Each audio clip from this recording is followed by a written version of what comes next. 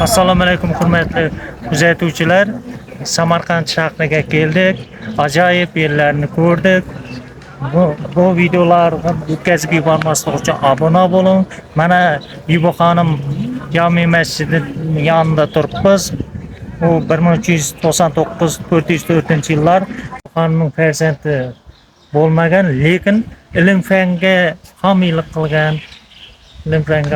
qilgan ko'plab Amir Temurning nabiralarini tarbiyalagan, nabiralarining ko'pchiligidan buyuk olimlar yetishib chiqqan. Shularning biri Mirzo Ulug'bek.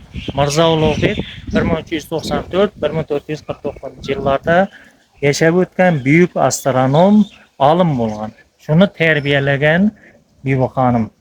Hem ilm-fanga homiylik qilgan. Bibo xonim madrasasi, Bibo xonim madrasasi 1390-yilda Jami masjiddan oldin ham qurilgan, lekin Bibo xonim madrasasi saqlanib qolmagan.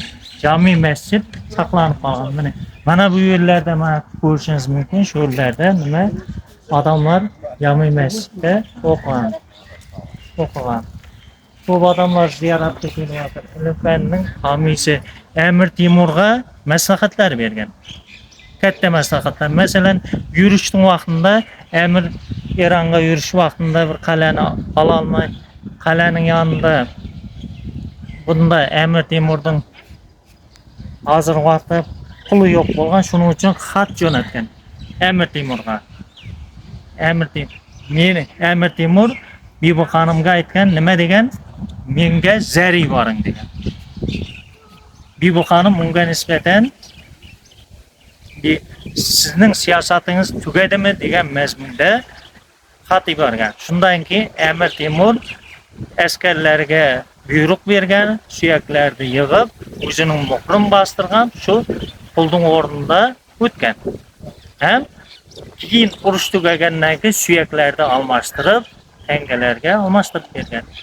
Ondan ham boshqacha maslahatlar ko'p bergan. Amir Temurning yuksalishida, buyuk bo'lishida Bibo xonimning xizmatlari juda katta. Bibo xonim maqbarasiga keldik, ziyorat qilib, mana bu yerda. Mana Bibo xonim maqbarasiga qabrga kelamiz. Shu yerdan tushamiz. Kelib sayohat qilsangiz mumkin. Ya Bibo xonim haqida aytdik. Buyuk adamlarning biri bo'lgan. Ilm-fanga katta homiylik qilgan. Ko'rishingiz mumkin. Salqin etik qo'yib turibdi. Salqin etik qabrlar. Ezbek. Qabrlar to'g'rimi? Qaysi biri? Birinchisi. Aqtangisi. Yandagilar haqida ma'lumotlaringiz bormi? Ne? Her daim hayat vaqtida yaxshilik qilish kerak insonlar. Fikrlariniz tirik vaqtda yaxshilik qilish kerak.